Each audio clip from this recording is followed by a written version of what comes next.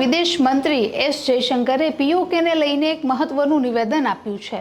તેમણે કહ્યું કે મોદી સરકાર સક્ષમ છે કે પાકિસ્તાન અધિકૃત જે કાશ્મીર છે તેને ભારતમાં પાછું લાવી શકે। નમસ્કાર, આપની સાથે હું છું જાનવી।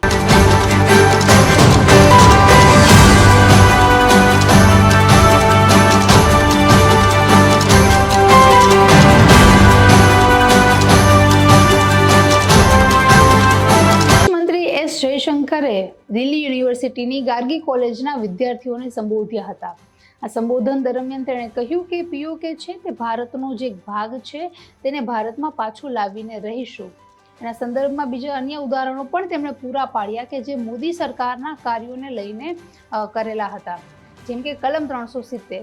કલમ 370 હટાવવાની જ્યારે વાત થઈ રહી હતી ત્યારે લોકોની વિચારધારા, એમનો જે દ્રષ્ટિકોણ છે તે કંઈક અંશે અલગ હતો, કારણ કે લોકો એવું માનીને બેઠા હતા કે કલમ 370 એ ભારતના બંધારણમાં છે, એમને હટાવી શક્ય નથી। અને ઘણા લોકો એવું માનતા હતા કે કલમ 370 અમારા ધર્મ સાથે જોડાયેલી છે, અમારી આસ્થાનો વિષય છે, જો તે હટાવવામાં આવશે તો અમારા પાસેથી અમારો ધર્મ, અમારી આસ્થા અને અધિકારો છીનવાઈ જશે।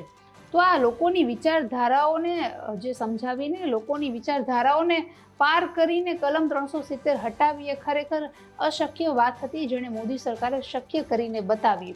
તો આ પ્રકારે તેઓએ પીઓકેનું પણ ઉદાહરણ આપ્યું કે પીઓકે જે છે તે ભારતનું જ એક ભાગ છે। સંસદમાં ઠરાવ પણ પસાર થયેલો છે ને બધા રાજકીય પક્ષોએ સુનિશ્ચિત કરવા માટે પણ પ્રતિબદ્ધ છે। તો પીઓકે ભારતનો જ ભાગ હોવાથી ભારતને પાછો અપાવવા માટે પણ મોદી સરકાર પ્રતિબદ્ધ છે, જે ટૂંક જ સમયમાં ભારતને પાછો અપાવશે। વધુમાં રવિવારે તેઓએ આ વિશેની જાણકારી આપી હતી અને પીઓકે પાછું ભારતને અપાવશે તે અંગેના પ્રશ્નનો પણ એમણે જવાબ આપ્યો હતો। એસ જયશંકર જે દિગ્ગજ મંત્રી છે તેનું મોટું નિવેદન સામે આવ્યું છે, જેઓ કહી રહ્યા છે કે પીઓકે અમે પાકિસ્તાન પાસેથી લઈને રહીશું। નમસ્કાર।